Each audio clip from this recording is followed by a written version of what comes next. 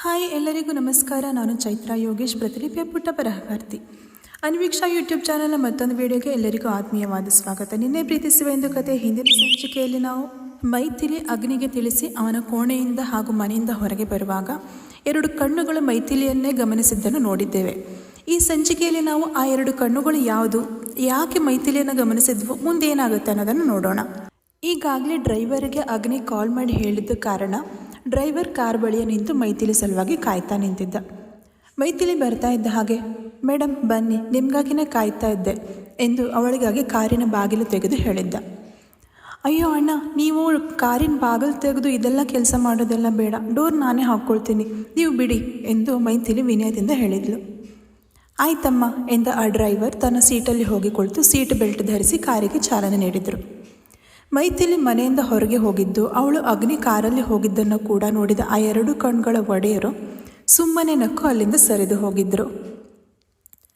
ಮೈಥಿಲಿಯನ್ನು college ಬಳಿ ಬಿಟ್ಟು ಬಂದ ಆ ಡ್ರೈವರ್ ಅಗ್ನಿಗೆ ಅವಳನ್ನು ಸುರಕ್ಷಿತವಾಗಿ ಕಾಲೇಜ್ ತಲುಪಿಸಿದ್ದಾಗ ಹೇಳಿದ್ದ. ಕಾರಿನಲ್ಲಿ ಬಂದಿಳಿದ ತನ್ನ ಅಕ್ಕ ಮತ್ತು ಗೆಳತಿ ಮೈಥಿಲಿಯನ್ನು ನೋಡಿ ಅವಳ ಬಳಿ ಓಡಿ ಬಂದಿದ್ದರು ಭಾರ್ಗವ ಮತ್ತು ವಿನುತಾ. ಏನೇ ಅಕ್ಕ ಇದು, ಇಷ್ಟೊಂದು ಇಂಪಾರ್ಟೆಂಟ್ ಕಾರಿಂದ ಬಂದು ಇಳಿತಾ ಇದೆಯಾ, ನಿನ್ನ ಲಕ್ಕೇ ಚೇಂಜ್ ಆಗೋಯ್ತಲ್ಲೇ, ಭಾರ್ಗವ ತಮಾಷೆ ಮಾಡಿ ಛೇಡಿಸಿದ್ದ ಅಕ್ಕನಿಗೆ.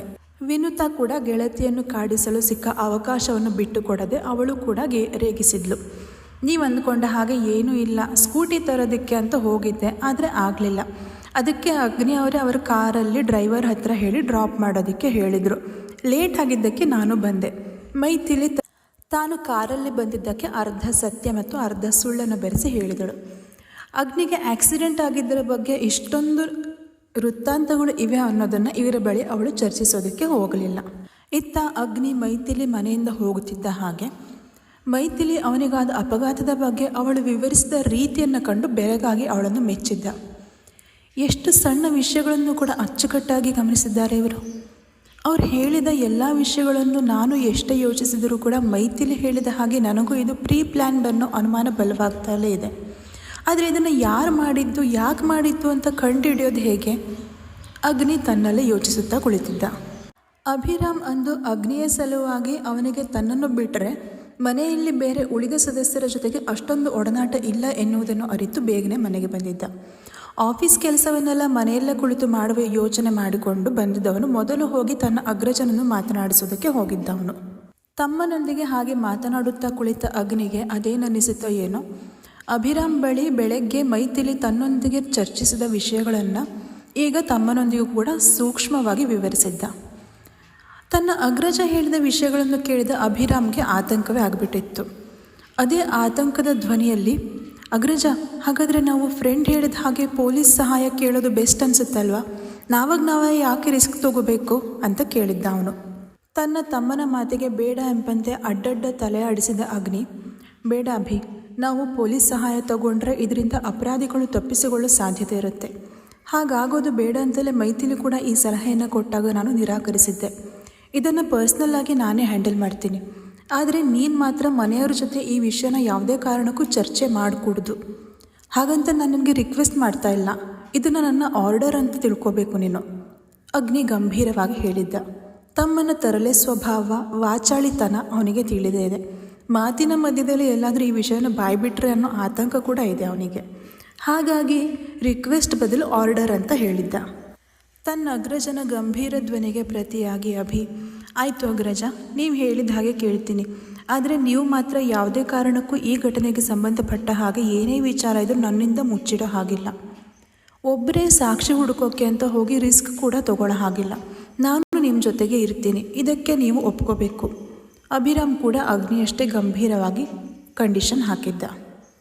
ಅಗ್ನಿ ಅದಕ್ಕೆ ಆ ಕ್ಷಣಕ್ಕೆ ಸರಿ ಎಂಬಂತೆ ತಲೆಯಾಡಿಸಿ ಒಪ್ಪಿಕೊಳ್ಳೋದಕ್ಕೇನೋ ಒಪ್ಪಿಕೊಂಡಿದ್ದ. ಮುಂದೆ ಇನ್ನು ಇತ್ತ ಮೈಥಿಲಿಗೆ ಅಗ್ನಿ ಹೇಳಿದ ಹಾಗೆ ಆ ದಿನ ಸಂಜೆ ಅವರ ಕಾಲೇಜ್ ಟೈಮ್ ಮುಗಿಯುವ ಒಳಗೆ ಅವಳ ಸ್ಕೂಟಿ ಸಿಕ್ಕಿತ್ತು. ಅಕ್ಕ ತಮ್ಮ ಇಬ್ಬರು ಒಟ್ಟಿಗೆ ಸ್ಕೂಟಿಯಲ್ಲಿ ಮನೆಗೆ ಬಂದು ತಲುಪಿದ್ರು. ಆ ದಿನ ಮನೆಗೆ ಬಂದ ಮೈಥಿಲಿ ಸಂಜೆ ಕೈಕಾಲು ಮುಖ ತೊಳೆದು ದೇವರಿಗೆ ದೀಪ ಹಚ್ಚಿ ನಮಸ್ಕಾರ ಮಾಡ್ತಿದ್ದಾಗ ಹಿಂದಿನ ದಿನ ತಾನು ಅಗ್ನಿಯ ವಿಚಾರವಾಗಿ ಉರುಳು ಸೇವೆ ಮಾಡುತ್ತೇನೆ ಎಂದು ಕಟ್ಟಿಕೊಂಡ ಹರಕೆ ನೆನಪಾಗಿತ್ತು. ಹೇಗಿದ್ದರೂ ಅಗ್ನಿಯವರು ಈಗ ಹುಷಾರಾಗಿದ್ದಾರೆ. ಅವರ ಸಲುವಾಗಿ ನಾನು ಯಾಕೆ ಯಾವತ್ತೂ ಹರಕೆ ಕಟ್ಕೊಂಡೆ ಗೊತ್ತಿಲ್ಲ. ಆದರೆ ಹರಕೆ ಹೊತ್ತ ಮೇಲೆ ಅದನ್ನು ಪೂರ್ತಿ ಮಾಡದೆ ಬಿಡೋಕೆ ಆಗಲ್ಲ. ಏನಾದರೂ ಆಗಲಿ ಕಟ್ಟಿಕೊಂಡ ಹರಕೆಯನ್ನು ಪೂರ್ತಿ ಮಾಡಿಬಿಡೋಣ.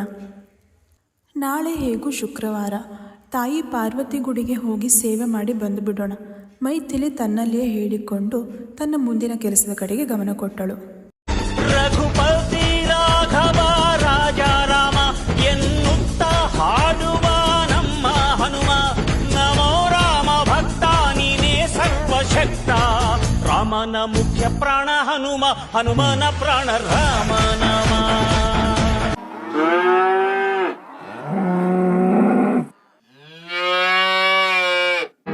ನಾವಾಡುವ ನುಡಿಯೇ ಕನ್ನಡ ನುಡಿ ಚಿನ್ನ. ಇನ್ನು ಇತ್ತ ಅಗ್ನಿಯ ಮನೆಯಲ್ಲಿ ಸರಸ್ವತಿಯವರು ಕೂಡ ಅಗ್ನಿ ಬೇಗ ಹುಷಾರಾಗಿ ಮೊದಲಿನ ಹಾಗೆ ಆಗಲಿ ಎಂದು ಅವರು ಕೂಡ ದೇವರಲ್ಲಿ ಬೇಡಿಕೊಳ್ತಾ ಇದ್ದಾಗ ಅವರ ಮನೆ ಕೆಲಸದಾಕಿ ಒಬ್ಬಳು ಪಕ್ಕದ ಊರಿನ ದೇವಸ್ಥಾನದ ಬಗ್ಗೆ ಹೇಳಿ ಅಲ್ಲಿ ದೈವಶಕ್ತಿ ತುಂಬ ಇದೆ, ಅಲ್ಲಿ ಹೋಗಿ ಪ್ರಾರ್ಥನೆ ಮಾಡಿ ಪೂಜೆ ಮಾಡಿಸಿಕೊಂಡು ಬನ್ನಿ, ಎಲ್ಲ ಒಳ್ಳೆಯದಾಗತ್ತೆ ಅನ್ನೋ ಸಲಹೆಯನ್ನು ನೀಡಿದ್ಲು. ಸರಸ್ವತಿ ಅವರಿಗೆ ಒಟ್ಟಿನಲ್ಲಿ ಮಗ ಬೇಗ ಗುಣಮುಖ ಆಗಿದ್ರೆ ಸಾಕಿತ್ತು. ಹಾಗಾಗಿ ಕೆಲಸದಾಕೆಯ ಮಾತನ್ನು ಕೇಳಿ ಆಕೆಯ ಬಳಿಯ ದೇವಸ್ಥಾನದ ವಿಳಾಸವನ್ನು ಪಡೆದುಕೊಂಡ್ರು. ಮಗ ಅಗ್ನಿಗೆ ದೇವರ ಬಗ್ಗೆ ಅಷ್ಟೊಂದು ನಂಬಿಕೆ ಇಲ್ಲ ಅನ್ನೋದು ತಿಳಿದಿದ್ದ ಕಾರಣ ಬೆಳಗ್ಗೆ ಆಣೆ ಪ್ರಮಾಣ ಮಾಡಿಸಿಕೊಂಡು ಹೇಗೋ ಕಷ್ಟಪಟ್ಟು ಅಗ್ನಿಯನ್ನು ಹಾಗೂ ಮನೆಯವರನ್ನು ಕೂಡ ಒಪ್ಪಿಸಿ ಸರಸ್ವತಿಯವರು ಹಾಗೂ ಇಡೀ ಭಾರದ್ವಾಜ ಕುಟುಂಬದವರು ಕೂಡ ದೇವಸ್ಥಾನಕ್ಕೆ ಬಂದು ತಲುಪಿದ್ರು. ಮುಂದಿನ ಸಂಜೆಗೆ ಸಣ್ಣ ಝಲಕ್. ಎರಡೂ ಕೈಗಳನ್ನು ಜೋಡಿಸಿ ಸಾಷ್ಟಾಂಗ ನಮಸ್ಕಾರ ಮಾಡುತ್ತಿದ್ದ ಆ ಹುಡುಗಿಯ ಕೈಗಳು ಅಗ್ನಿಯ ಪಾದಸ್ಪರ್ಶವನ್ನು ಮಾಡುತ್ತಿವೆ. ಕಸಿವಿಸಿಗೊಂಡ ಅಗ್ನಿ ಒಂದು ಹೆಜ್ಜೆ ಹಿಂದೆ ಸರಿದು ನಿಂತು, ಯಾರಮ್ಮ ನೀನು, ನನ್ನ ಕಾಲಿಗೆ ಬಂದು ಹೀಗೆ ನಮಸ್ಕಾರ ಮಾಡ್ತಿದ್ದೆ ಯಾಕೆ ಅಂತ ಕೇಳಿದ್ದ. ನಿನ್ನೆ ಪ್ರೀತಿಸುವೆಂದು ಕಥೆಯ ಇವತ್ತಿನ ಈ ಸಂಚಿಕೆ ನಿಮಗೆಲ್ಲ ಇಷ್ಟವಾಯಿತು ಎಂದು ಭಾವಿಸುತ್ತೇನೆ. ಇಷ್ಟವಾಗಿದ್ದಲ್ಲಿ ಲೈಕ್ ಮಾಡಿ, ಸಂಚಿಕೆ ಬಗ್ಗೆ ಪಾತ್ರಗಳ ಬಗ್ಗೆ ಒಂದೆರಡು ಸಾಲಿನಲ್ಲಿ ಆದರೂ ಕಮೆಂಟ್ ಮಾಡಿ, ಹಾಗೆ ಶೇರ್ ಮಾಡಿ ಮತ್ತು ತಪ್ಪದೆ ಅನ್ವೀಕ್ಷ ಯೂಟ್ಯೂಬ್ ಚಾನಲನ್ನು ತಪ್ಪದೆ ಸಬ್ಸ್ಕ್ರೈಬ್ ಮಾಡ್ಕೊಳ್ಳಿ. ಧನ್ಯವಾದಗಳು.